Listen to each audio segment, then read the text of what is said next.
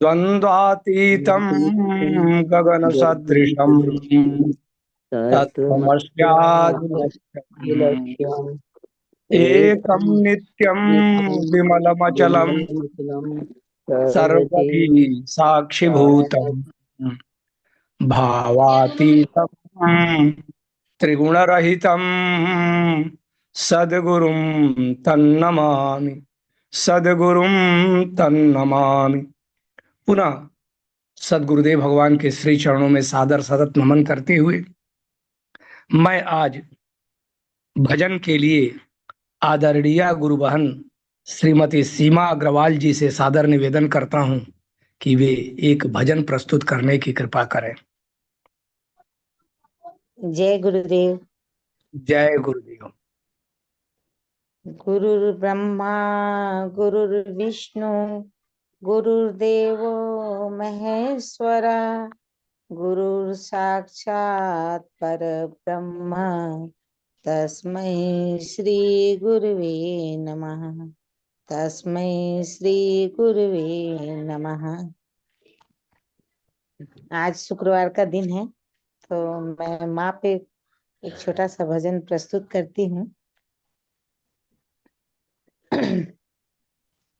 दयामयी माँ से दया मांगते हैं, दयामयी माँ से दया मांगते हैं, करुणा निधान से करुणा मांगते हैं, अपने ही पापों की क्षमा मांगते हैं, अपने ही पापों की क्षमा मांगते हैं।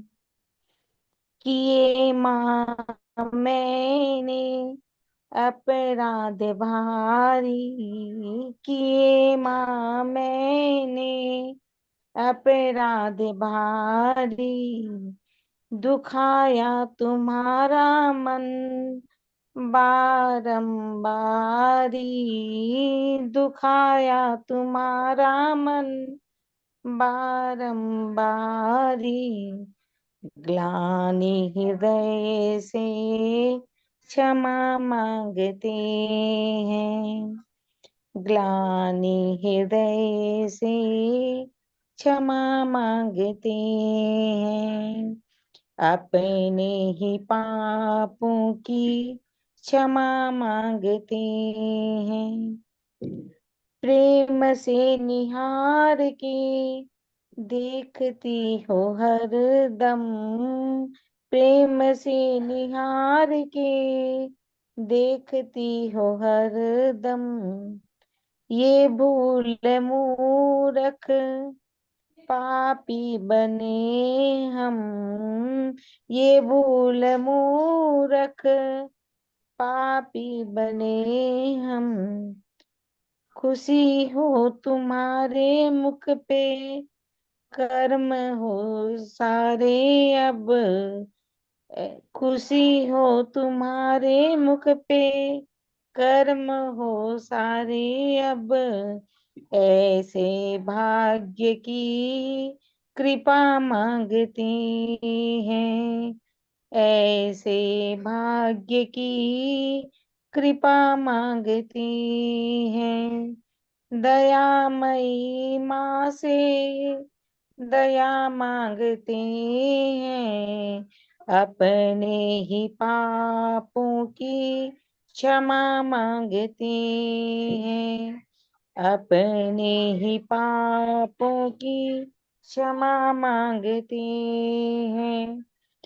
क्रोध मोह धन अहम लालसाएं हर कदम, क्रोध मोह धन अहम लालसाएं हर कदम, इनमें है बिखरते बड़े शौक से हम, इनमें है बिखरते बड़े शौक से हम, संभाला है फिर भी हाथों हाथ आपने संभाला है फिर भी, हाथों हाथ आपने संतोष से जिए, वरदान मांगते संतोष से जिए, वरदान मांगते, दयामयी माँ से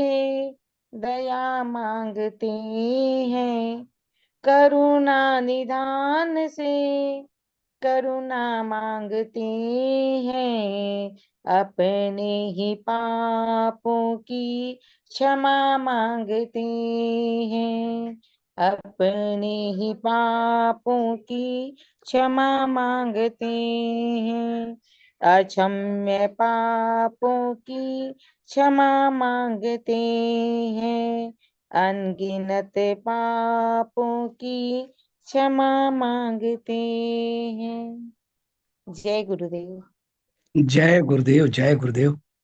आदरणीय गुरु बहन जी ने बड़ा ही सुंदर भजन प्रस्तुत किया है और इन पर सचमुच माता की कृपा है।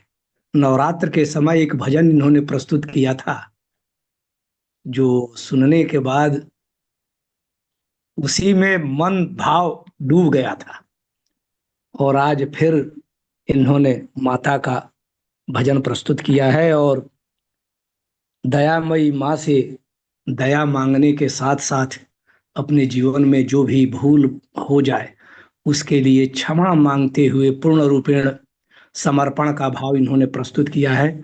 बहुत बहुत धन्यवाद आदरणीय गुरु बहन जी को। और अब मैं अपने आदरणीय वरिष्ठ गुरु भाई श्री शर्मा जी से सादर निवेदन करता हूं कि वे पूज्य सदगुरुदेव भगवान की दिव्य अमृतमयी वाणी श्रवण कराने की कृपा करें। हाँ जी, आज हम सतगुरु भगवान की अमृतमयी वाणी में श्रवण करने जा रहे हैं केनो उपनिषद प्रवचन 18। मिश्रा जी, अगर आवाज में कुछ दिक्कत हो तो बता देना। ठीक आवाज है साहब, आवाज बहुत अच्छी। जय राम जय जय राम, श्री राम जय राम जय जय राम, श्री राम जय राम जय जय राम, सच्चिदानंद भगवान की, सनातन धर्म की।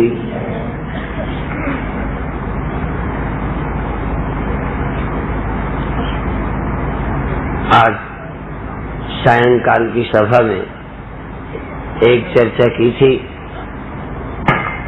कि परमात्मा नित्य प्राप्त है, संसार कभी मिलता है कभी बिछुड़ता है। परमात्मा मिलते और बिछुड़ते नहीं हैं, सदा मिले ही रहते हैं। फिर भी जो मिले ही रहते हैं उनको प्राप्त करना पड़ रहा है, और जो बिना बिछुड़े रह नहीं सकता उसको हम पकड़े रहने की चेष्टा कर रहे हैं। यही दुख है, प्राप्त का बोध न होना और अप्राप्त का जो संयोग हो गया है उस संयोग के बनाए रखने की इच्छा। शरीर से हमारा संयोग हो गया है, उसको हम बनाए रखना चाहते हैं, पर हमारी इच्छा से भी प्रयत्न से भी ये संभव नहीं है कि देह को हम बनाए रख सकें। परमात्मा जो हमको नित्य प्राप्त है उसको हम छोड़ना भी चाहें तो छोड़ नहीं सकते। फिर भी अज्ञान के कारण परमात्मा अप्राप्त लगता है, अज्ञान के कारण, विस्मरण के कारण। दूर हो गया है ऐसा नहीं, परमात्मा तो पापी से भी दूर नहीं जा सकता, किंतु पापियों को उसका पता नहीं चलता। यही पाप की विशेषता है कि पाप के कारण परमात्मा प्राप्त होता हुआ मालूम नहीं पड़ता। यूं तो परमात्मा की प्राप्ति न होने में अज्ञान मुख्य है, किंतु अज्ञान के साथ साथ जो पाप वृत्ति है वो भगवान को और नहीं अनुभव होने देती। अज्ञान पशु में भी है, मनुष्य में भी है। पशु को भी यद्यपि परमात्मा प्राप्त है, परंतु परमात्मा की आवश्यकता पशु के मन में नहीं है। यद्यपि पशु कभी परमात्मा को इनकार भी नहीं करता, लेकिन परमात्मा को स्वीकार भी नहीं करता। पशु में यही है, जड़ता के कारण न उसे कभी ख्याल आया कि परमात्मा है और न कभी ख्याल आता है कि नहीं है। इसीलिए पशुओं में नास्तिक कोई नहीं है। मनुष्य में नास्तिक हैं, पशु में कोई नास्तिक नहीं है। अर्थात परमात्मा को न मानने वाले मनुष्यों में तो हैं, पशुओं में कोई न मानने वाला भी नहीं। जहाँ पशु परमात्मा है यह मानता नहीं है, वहाँ नहीं है ये भी कोई पशु नहीं कल्पना करता। मनुष्यों में परमात्मा को मानने वाले भी हैं और परमात्मा को न मानने वाले भी हैं। यह परमात्मा का विषय इतना जटिल है। अब इस परमात्मा के प्राप्त होने पर फिर हमें दुख क्यों है, ये भी एक विषय है। क्योंकि परमात्मा भौतिक पदार्थों की तरह नहीं है। परमात्मा यदि भौतिक पदार्थों की तरह होता तो उसका लाभ हमको बिना जाने प्राप्त हो जाता। यद्यपि भौतिक पदार्थों का भी लाभ बिना जाने और भौतिक पदार्थों की हानि भी बिना जाने नहीं मालूम पड़ती। मान लो गर्मी है तो हमारे को मालूम पड़ेगी, तभी वो हमको सताएगी। सर्दी हमको मालूम पड़ेगी तभी हमें लगेगी। ऐसा नहीं है कि ठंडी हमको न मालूम पड़े फिर भी लग जाए। गर्मी हमको मालूम ही न पड़े, मालूम पड़ने का नाम उसका होना है। भौतिक पदार्थों में भी अब ये ठंडी गर्मी ये हैं, लेकिन हमको महसूस होते हैं। बिना महसूस हुए हम जगत की सत्ता ही नहीं स्वीकार कर पाएंगे। ये हमको कोई आंखों से दिखता है, कोई त्वचा से मालूम पड़ता है, कोई नाक से मालूम पड़ता है। सुगंध दुर्गंध नाक से मालूम पड़ते हैं। परमात्मा ज्ञानेंद्रियों से मालूम नहीं पड़ता। परमात्मा यूं तो सिर्फ मन से भी मालूम नहीं पड़ता। यदि केवल मन से मालूम होता तो जिनके पास मन है सबको मालूम हो जाता। जैसे सर्दी जब होती है तो सबको मालूम पड़ती। कुछ दिनों के बाद ठंडी की ऋतु आएगी तो ठंडी की ऋतु आने पर सबको ठंडी लगेगी। गर्मी की ऋतु रहती है तो सबको गर्मी मालूम पड़ती है। कहीं दुर्गंध होती है तो सबको मालूम पड़ती है, सुगंध होती है तो सबको मालूम पड़ती है। क्योंकि हमारे इंद्रियां हैं। जरा ध्यान देंगे, हमारे इंद्रियां हैं तो इंद्रियों से जो चीज मालूम पड़ती है बिना रामायण के, बिना गीता के, बिना उपनिषद के, बिना संतों के समझाए मालूम पड़ जाता है। हम तो यदि बिना शास्त्र के इंद्रियों के विषय न मालूम पड़ते तो कई फायदे हमें हो जाते।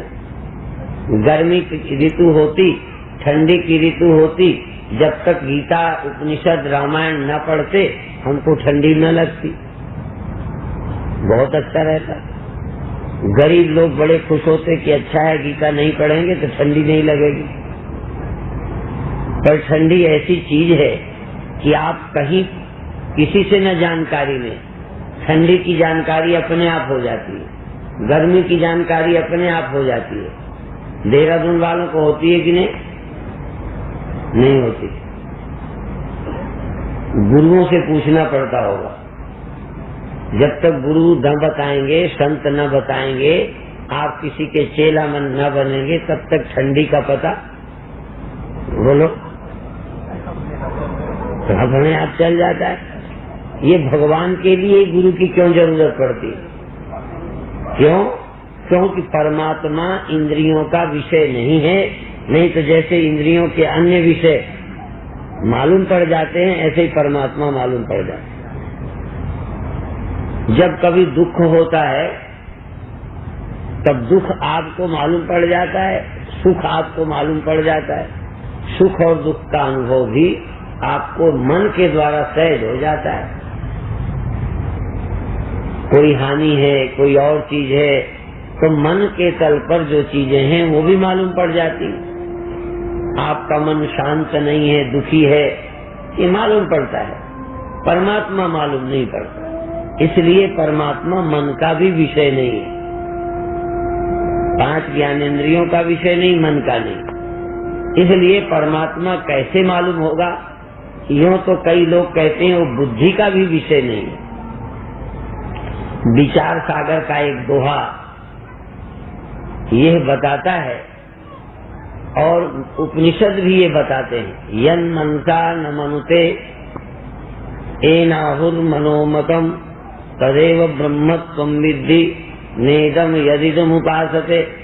यन मनसा न मनते, जो मन से मालूम नहीं पड़ता, बल्कि मन जिससे मालूम पड़ता है। ये 2 शब्द है।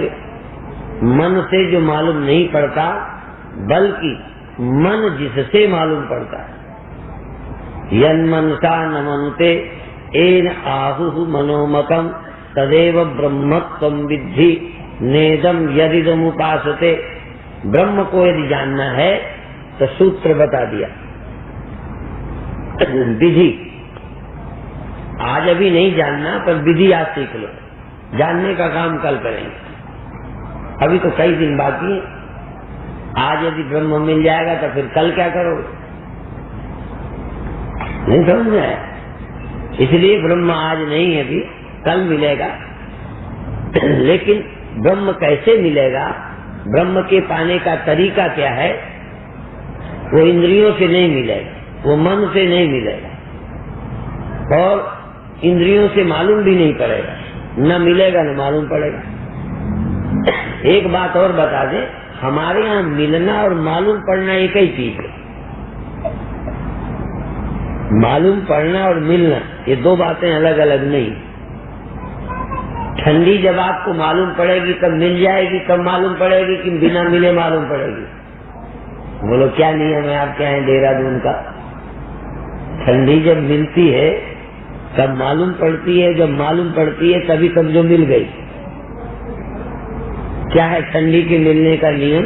मालूम पड़ना।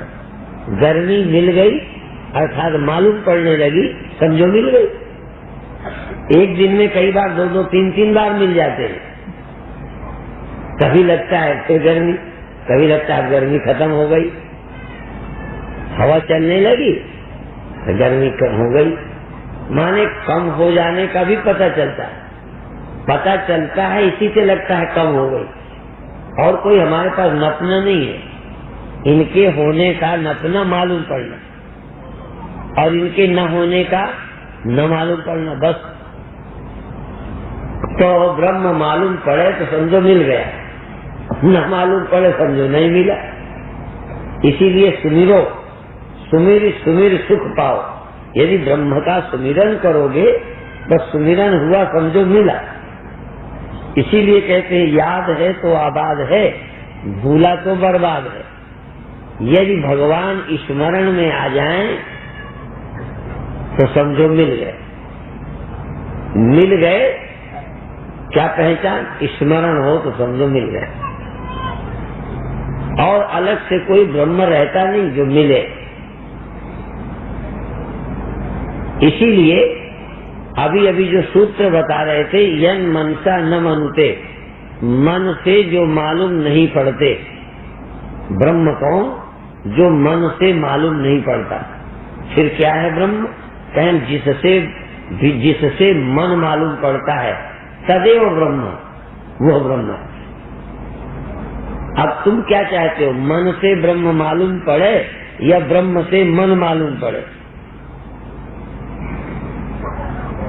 तुम ब्रह्म को क्या समझते हो? ब्रह्म मन से मालूम पड़े कि ब्रह्म से मन मालूम पड़े?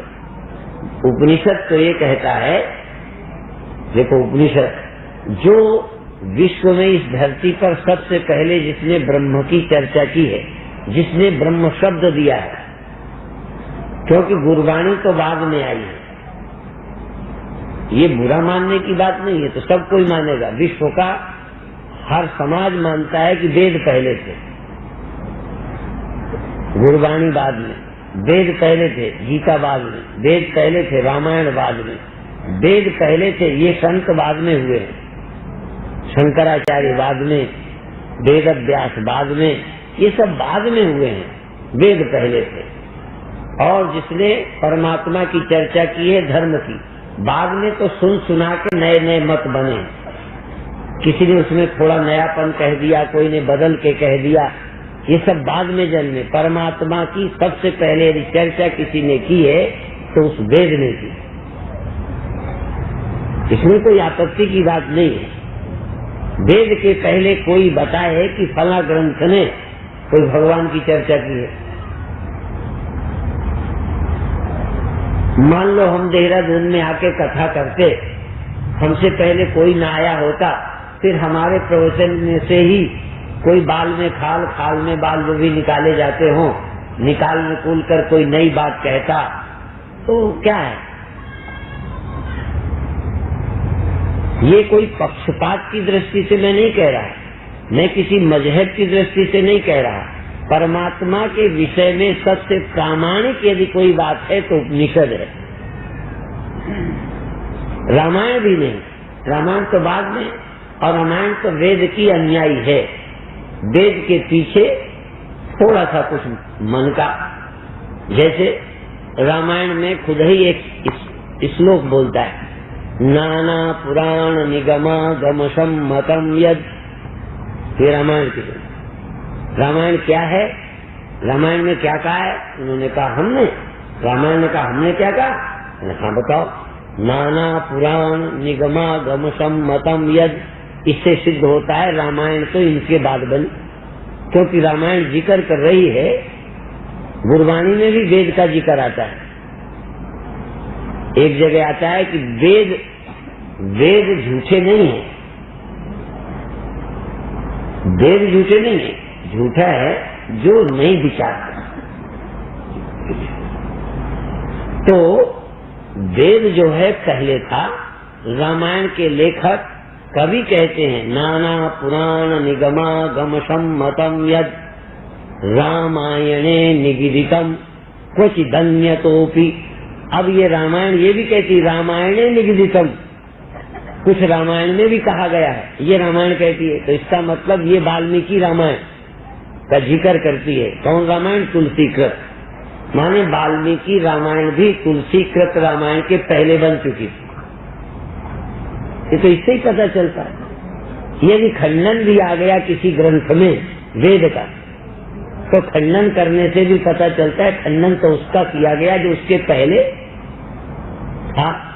यदि मेरा नाम लेके कोई निंदा करता है तो मैं हूँगा, मेरी बात सुनी गई होगी, मेरा भाषण कभी तो खंडन करता है।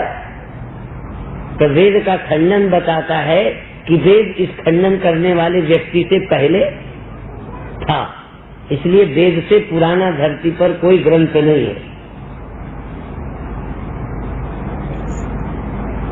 अब एक बात तो हो गई, वेद पुराने तो हैं, और दूसरी बात यह है कि वेद जितना स्पष्ट परमात्मा के विषय में कहता है उससे ज्यादा स्पष्ट किसी ने नहीं कहा, बल्कि परमात्मा के विषय में भ्रम और फैला दिया। बीच में वे ब्रह्मा कुमारियां ये कहती हैं वेद ने भ्रम फैलाया, इसलिए बोल दो और यदि मैं उनका खंडन करूं तो तुम्हें चिढ़ना भी नहीं चाहिए। इसलिए नहीं चिढ़ना चाहिए कि वेद का नाम लेके कोई खंडन करता है, जरा समझ लो। तो यदि वेद के खंडन करने से उनको लिहाज नहीं होता, उन्हें शर्म नहीं आती, तो मुझे उनका खंडन करने में शर्म नहीं आनी चाहिए। कई बार ये तो लोग आशा करते हैं कि हम किसी का खंडन ना करें, संतों को खंडन नहीं करना चाहिए, हिंदुओं को किसी के खिलाफ बोलो नहीं बोलना चाहिए। बाकी हिंदुओं के खिलाफ सबको बोलने का हक है, ठीक है ना? हिंदुओं के खिलाफ सबको बोलने का हक है, पर हिंदू बेचारे को किसी के खिलाफ बोलने का हक नहीं है, क्योंकि बहुत राजनैतिक बेईमान ऐसा कहते हैं। तो हम मान जाए, बात को जरा गंभीरता से इसलिए सुने क्योंकि मैं कोई चापलूसी करने नहीं आया। और लोग ये कहा करते हैं कि भाई रोटी चुपड़ी अच्छी होती है, बात चुपड़ी अच्छी। हाँ, इसलिए हम रोटी तो चुपड़ी खा सकते हैं, खिला सकते हैं मेहमान को, पर बातें चुपड़ी चुपड़ी नहीं करते। तो इसलिए हम कह रहे हैं वेद प्राचीन है, और वेद के विषय में मैं इसलिए नहीं, मैं अपनी बात के कारण गर्व नहीं करता, मुझे अपनी बात का कोई गर्व नहीं है, मैं हूं क्या, लेकिन वेद पर मुझे गर्व है। जैसे रामायण में अभिमान के लिए अच्छा कहा है एक जगह कि वो मेरा नष्ट न हो, एक जगह अभिमान को बहुत अच्छा कहा, अस अभिमान जाय जनि भोरे, मैं सेवक रघुपत पत मोरे। मेरा ये अभिमान न जाए, ये अभिमान मेरा बना रहे कि भगवान मेरे हैं, मैं उनका दास हूँ, मैं सेवक रघुपति पत मोरे।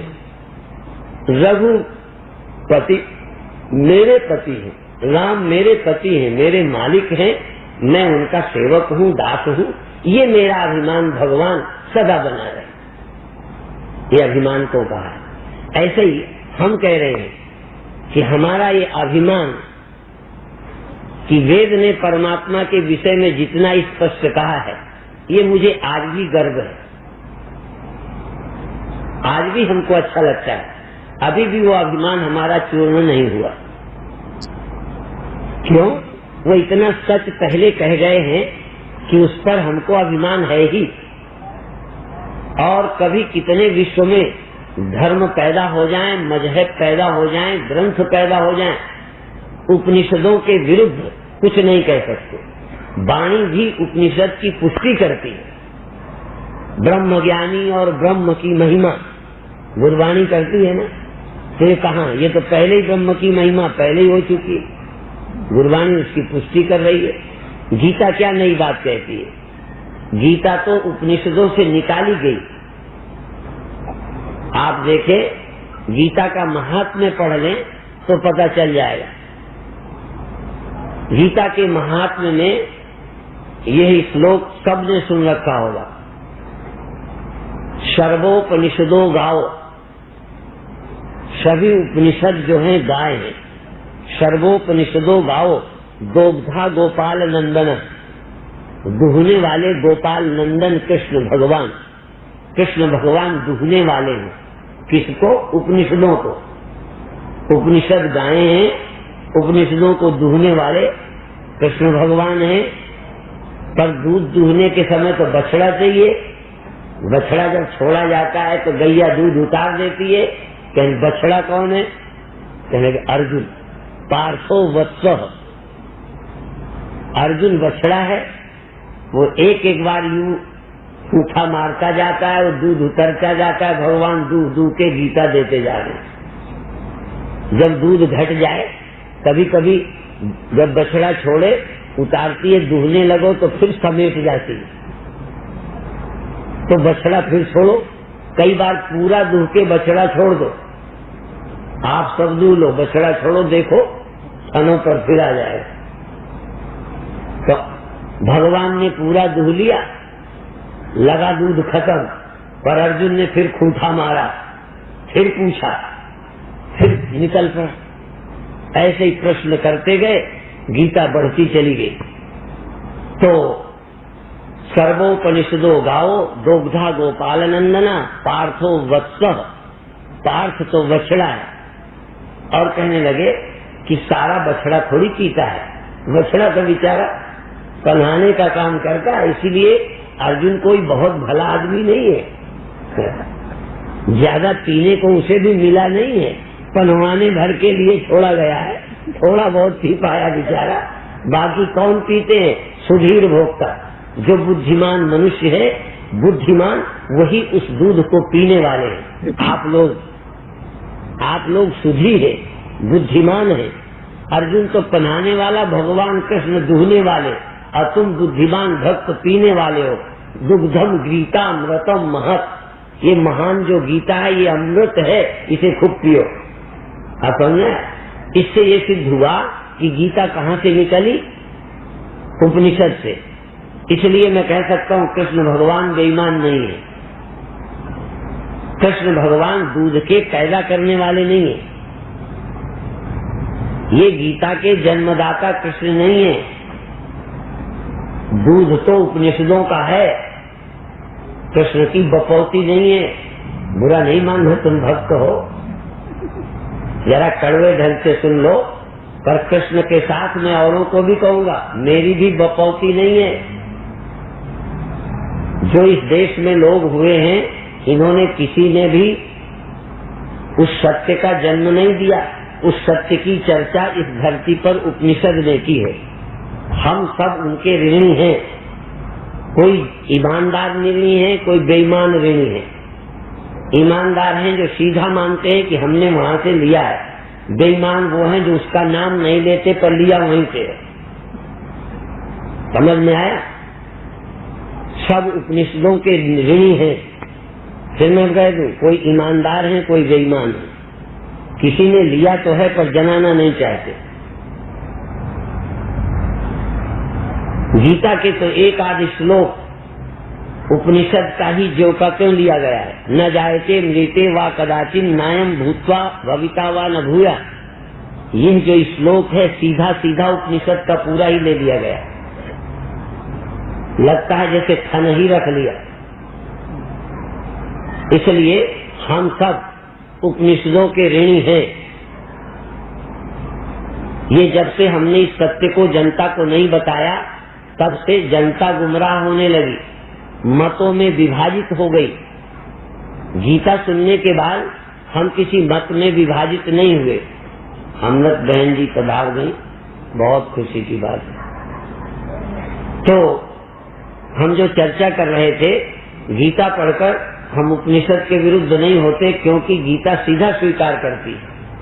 पर जब हम लोग किसी ऐसी पुस्तक को पढ़ते हैं जिसने उपनिषद पर पर्दा डाल दिया है, कई लोग कहीं से ले लेते हैं। जैसे आचार्य रजनीश प्रारंभ में कहे जाते थे जय कृष्णामूर्ति की कॉपी है। प्रारंभ में उन्होंने जय कृष्णामूर्ति से कुछ लिया, लेकिन बाद में और बातें, सैकड़ों देश की पुस्तकें पढ़ी। ये नहीं कहता वो अनुभवी नहीं थे, ये मैं उनकी निंदा नहीं करता, पर हर व्यक्ति प्रारंभ में कहीं न कहीं से प्रेरणा प्राप्त करता है।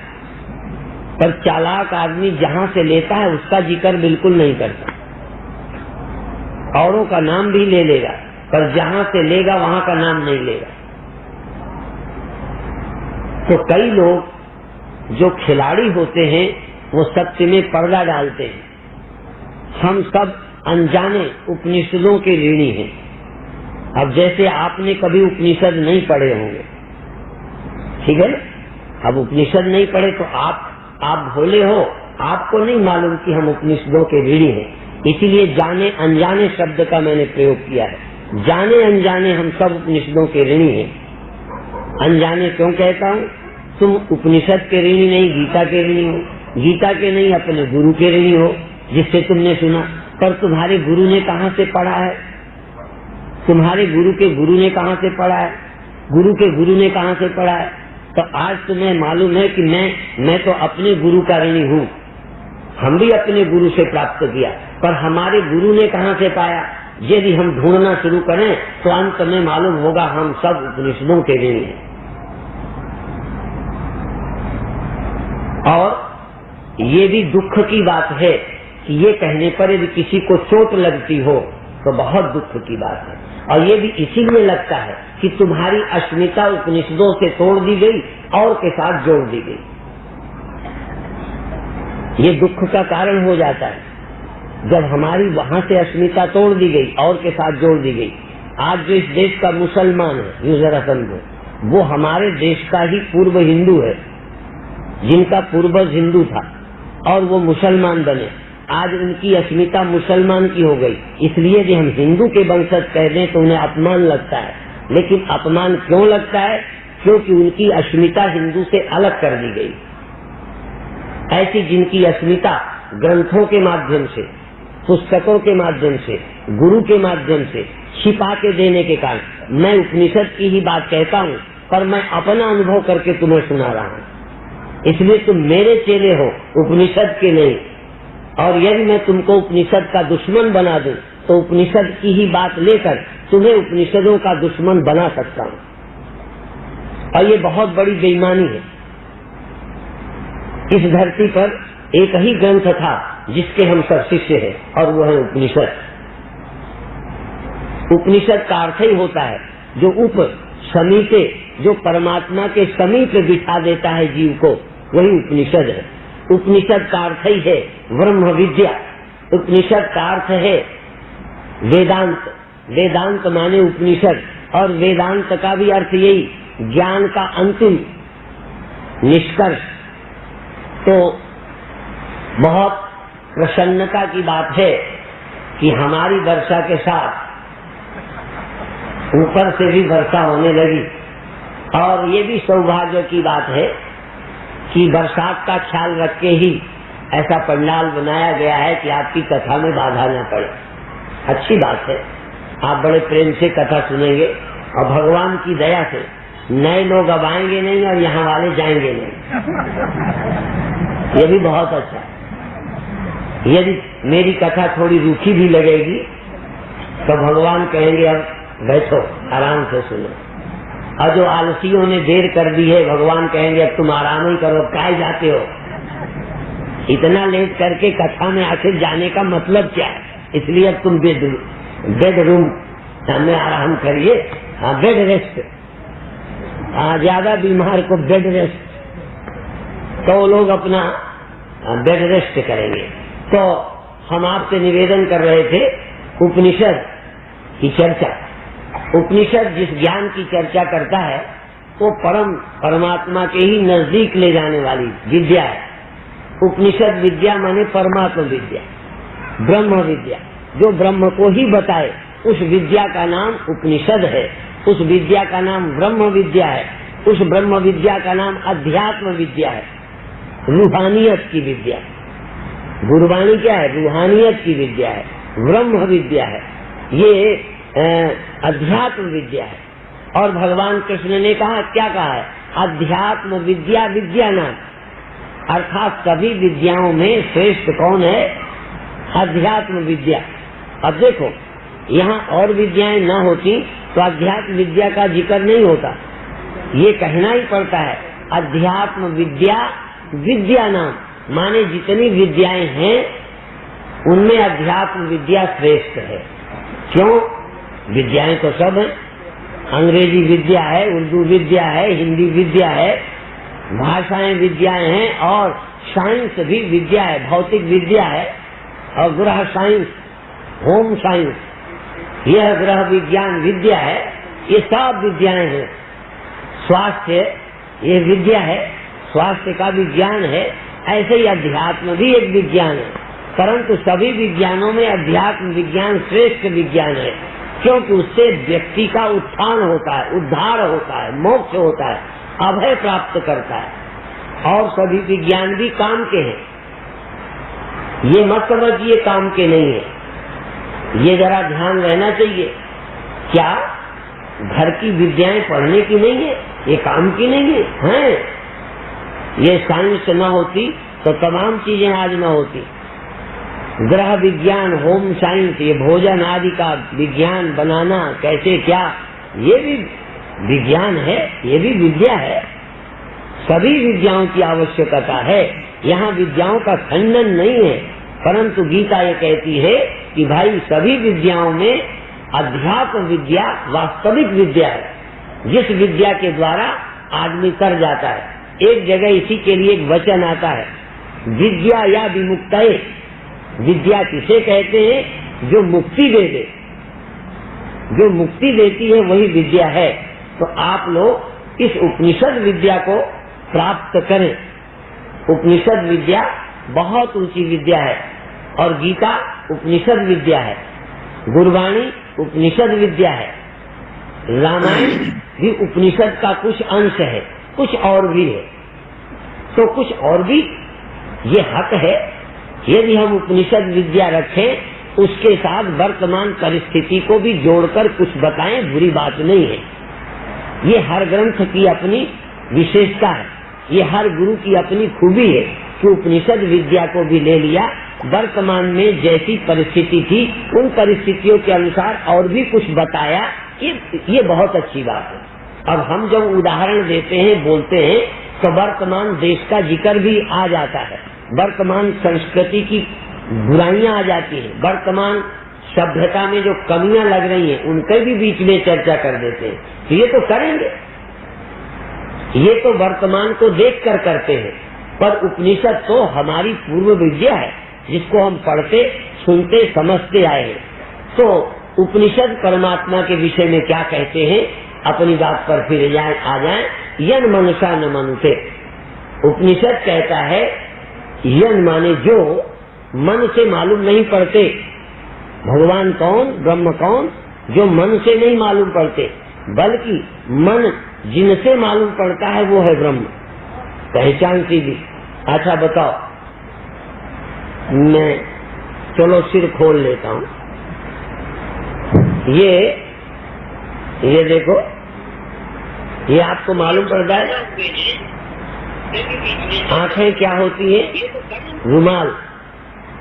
साफी क्या है? आंखें। बोलो, साफी को क्या बोलते हैं? आंखें नहीं बोलते, सच बोल दो ना। साफी आंखें हैं कि साफी जिससे दिखती है? बोलो, साफी जिससे दिखती है वो क्या है? आंख। बस इतने ही ना, आंख है और ये दिखती है। जो दिखती है ये आंख नहीं है, आंख वो है जिससे ये दिखती है। ऐसे ही मन से जो जाना जाता है वो ब्रह्म नहीं है। जो भी जाना जाए, जो भी जाना जाए, यद्यपि अब इसके भी दो हैं। मैं गुरबाणी से ही एक बहुत अच्छी बात बताना चाहता हूँ। ये जग हर का रूप है, हर रूप नजर ही आया। अब ये जगत जो है हर का रूप है, भगवान का रूप है, और भगवान का रूप नजर भी आया। परंतु पहले कहा जाएगा ये माया है, ये मृग तृष्णा है, ये भ्रमाने वाला है, ये भ्रम है, ये बंधन है। परंतु जब ब्रह्म का ज्ञान हो जाएगा तब बाद में कहा जाएगा ये भी हर का रूप है, ये भी ब्रह्म ही का रूप है। ब्रह्म ही वेदम सर्वम, ये सब ब्रह्म है। अब ये समझाने का ढंग, अब इनको भी कई लोग कहेंगे ये दो दो बातें कैसे कहते हैं। एक में कहेंगे ये ब्रह्म नहीं है।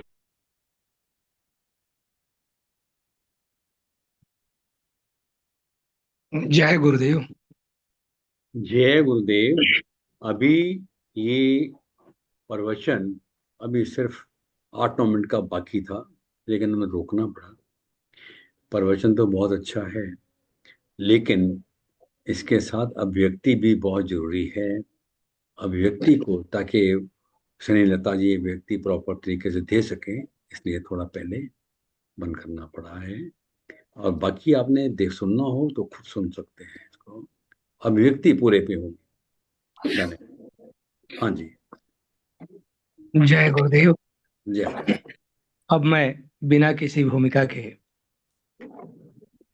आदरणीय गुरुबहन श्रीमती स्नेहलता व्यास जी से सादर निवेदन करता हूँ कि वे आज के प्रवचन पर अपनी अभिव्यक्ति प्रदान करने की कृपा करें। जय गुरुदेव। बोलिए सदगुरुदेव भगवान की जय। सभी मेरे वरिष्ठ गुरु भाई बहनों को मेरा प्रणाम। आज का बहुत ही सुंदर प्रवचन है गुरुदेव का, जो कि केनोपर उपनिषद से लिया गया है। तो गुरुदेव भगवान ने आज के प्रवचन में विशेष रूप से यही बताया है कि परमात्मा नित्य प्राप्त है, वह कभी बिछुड़ता नहीं है और संसार कभी मिलता नहीं है। फिर भी कैसी विडंबना है कि जो कभी बिछुड़ता ही नहीं, उसे तो हम प्राप्त नहीं करते, और सदा बिछड़ने वाला है उसी की प्राप्ति में हम लगे हुए हैं। यही दुख है कि जो प्राप्त है उसका तो बोध हमें होता नहीं है, और जो अप्राप्त है, जिसका संयोग हो गया है, उसे ही हम बनाए रखने की चेष्टा करते हैं। जैसे कि हमें शरीर मिल गया है जो कि सदा रहने वाला नहीं है, फिर भी उसे ही सदा बनाए रखने की इच्छा करते हैं।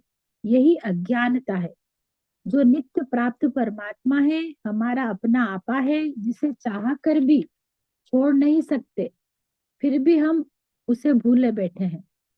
अज्ञान और विस्मरण के कारण ही परमात्मा तो पापी से भी दूर नहीं जा सकता, पर पाप वृत्ति के कारण उसे परमात्मा का अनुभव नहीं होता है। यूं तो अज्ञान ही मुख्य कारण है, और यह मनुष्य में नहीं पशुओं में भी है। पर पशु परमात्मा को न पाने की इच्छा जड़ता के कारण है। पशुओं में वह न पाने की इच्छा और पाने की इच्छा दोनों से ही रहित है, यानी वह नास्तिक नहीं है। पर मनुष्य में नास्तिक भी है और आस्तिक भी है। और परमात्मा प्राप्ति एक बहुत जटिल विषय है। यद्यपि परमात्मा प्राप्ति के बाद भी दुख होता है। क्यों? क्योंकि वह भौतिक पदार्थों की तरह नहीं है। जैसे गर्मी सर्दी है तो हमें मालूम पड़ेगी ही, ऐसा नहीं है कि ठंडे और हमें मालूम ही ना पड़े और लग जाए। इसी प्रकार गर्मी भी, इनका मालूम पड़ने का नाम ही उसका होना है। यानी संसार के पदार्थ हमें इंद्रियों के द्वारा मालूम पड़ते हैं, पर परमात्मा इंद्रियों का विषय नहीं है। वह तो मन से भी नहीं मालूम पड़ता। जबकि ठंडी गर्मी, सुगंध दुर्गंध सबको मालूम पड़ती है, क्योंकि सबकी इंद्रियां हैं। यदि इंद्रियां नहीं होती तो कुछ मालूम ही नहीं पड़ता। क्योंकि संसार की सभी चीजें इंद्रियां और मन के द्वारा ही जानी जाती है, पर परमात्मा इंद्रियों का और मन का विषय नहीं है। इसलिए उसे पाने के लिए हमें गुरुओं की आवश्यकता है। बिना गुरु के परमात्मा की प्राप्ति संभव नहीं है। विचार सागर का दोहा और उपनिषद भी यही बताते हैं कि जो मन से भी मालूम नहीं पड़ता, जबकि जिससे मन मालूम पड़ता है, वही ब्रह्म है। यह विधि बताई गई है कि हमारे यहाँ मालूम पड़ना और मिलना एक ही चीज है। गुरुदेव भगवान आगे कहते हैं कि संसार की चीजें मालूम भी पड़ती है और मिलती भी है। जैसे ठंडी गर्मी मिलती है तभी तो मालूम पड़ती है, ऐसे ही ब्रह्म मालूम पड़े तो समझो कि मिल गया है। इसलिए सुमिरन करो, सुमिरन करोगे तो समझो भगवान मिल गया। स्मरण से ही ब्रह्म मिलता है। ब्रह्म मालूम पड़े तो समझो कि मिल गया। यानी याद है तो आबाद है, और भूल गए तो बर्बाद है। यन मनसा न मनते, यह सूत्र बताते हैं कि मन से ब्रह्म मालूम नहीं पड़ता, पर ब्रह्म से मन मालूम पड़ता है। तदेव ब्रह्म, वह ब्रह्म है। उपनिषद ने ही विश्व में सबसे पहले ब्रह्म की चर्चा की है। गुरुवाणी तो बाद में आई, सबसे पहले वेद ने ही भगवान की चर्चा की है परमात्मा के विषय में, यानी यही प्रामाणिक है। तो वह है उपनिषद। गीता रामायण बाद में है, और वह भी, रामायण भी वेद की अनुयायी है। रामायण में कहा है, नाना पुराण निगमागम सम्मतम यत, यानी रामायण बाद में बनी, वेद पहले से ही है। उससे पुराना कोई ग्रंथ धरती पर नहीं है। वेद में ही पूर्ण रूप से स्पष्ट ब्रह्म को बताया गया है। गुरुदेव कहते हैं कि रोटी तो चुपड़ी अच्छी होती है, पर बातें चिकनी चुपड़ी नहीं होना चाहिए, यानी चापलूसी नहीं होना चाहिए। आगे गुरुदेव कहते हैं कि वेद पर हमें गर्व है। जैसे रामायण में अभिमान को अच्छा कहा है, तो बताया गया है कि मेरा यह अभिमान बना रहे कि भगवान मेरे हैं और मैं भगवान का हूँ, मैं सेवक रघुपति पत मोरे और मैं उनका दास हूँ। यह अभिमान सदा बना रहे। ऐसे ही वेद पर गर्व है कि उसमें परमात्मा को जितना स्पष्ट किया है और किसी में नहीं। गीता, गुरुवाणी सब उपनिषद की महिमा गाते हैं। इसीलिए गीता में भी भगवान कृष्ण ने कहा है, सर्वो उपनिषदो गाओ दोग्धा गोपाल नंदना पार्थो वत्सः सुधीर भोक्ता। यानी सब उपनिषद गाय है, दोहने वाले भगवान कृष्ण है, दूध पीने वाला बछड़ा अर्जुन है और जो बचा हुआ है वह बुद्धिमान मनुष्य उसे पीता है।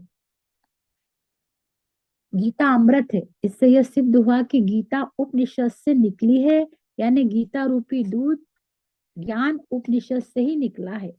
सत्य की चर्चा सबने की, पर वह वेद उपनिषद से ही निकला है, यानी हम सब उपनिषदों के ऋणी हैं।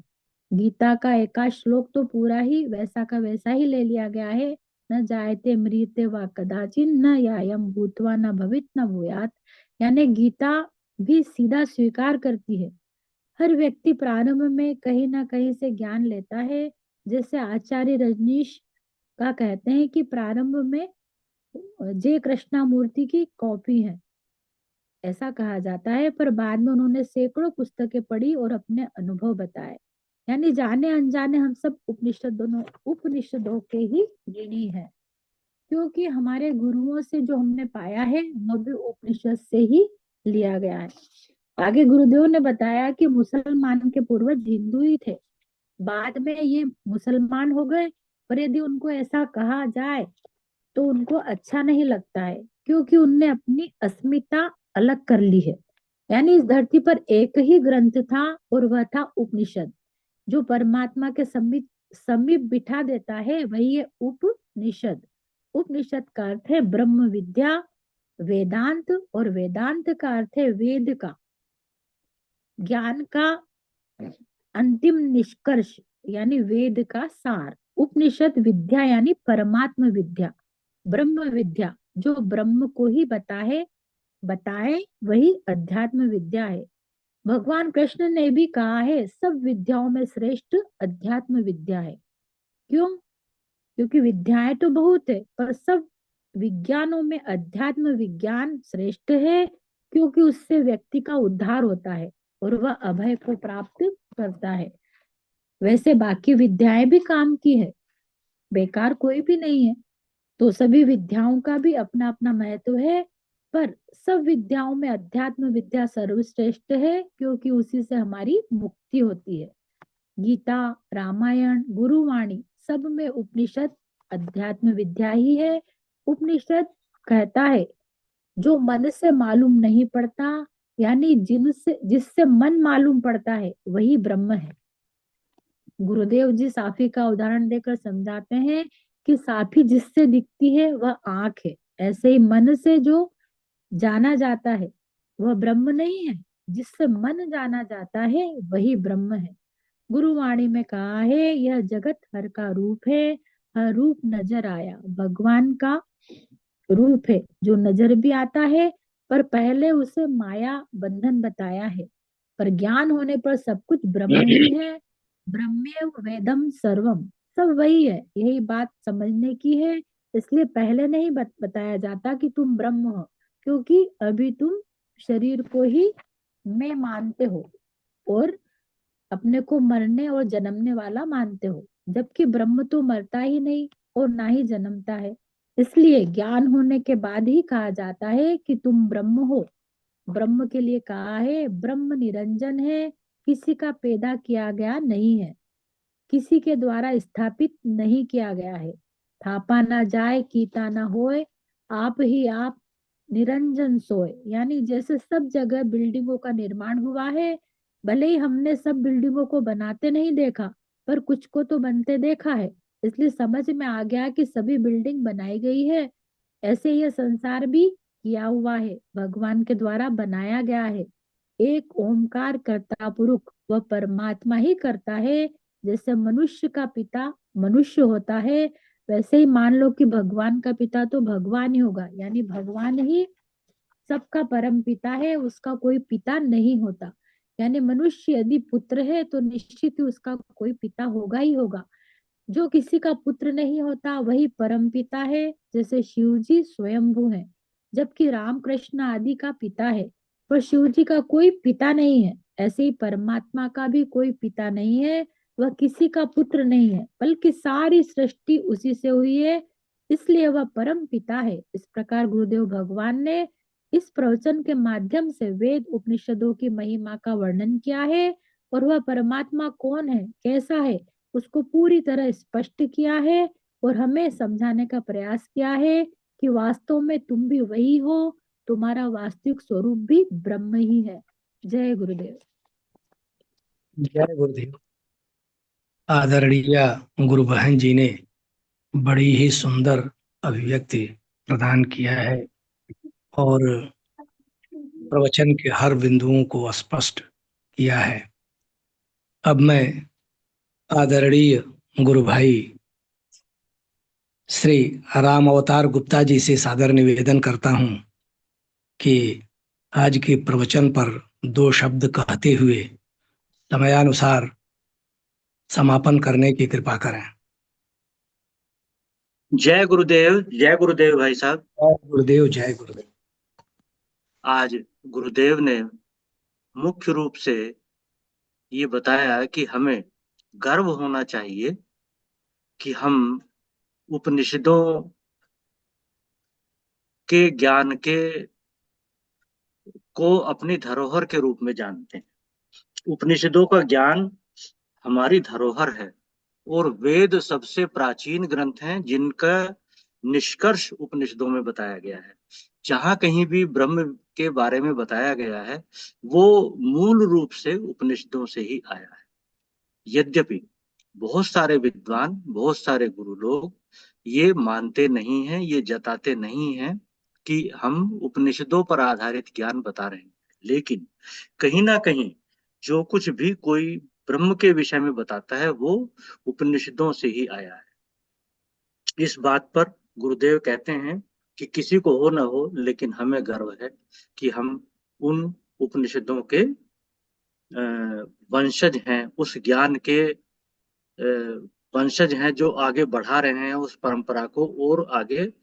लेकिन आधुनिक परिस्थितियों के अनुसार उसको समझाया जा सकता है, इसमें कोई भी गलत नहीं है कुछ भी। अगर आधुनिक परिस्थितियों के अनुरूप उस ज्ञान को यदि समझाने का प्रयास किया जाता है तो वो स्वागत योग्य है और सुंदर बात है।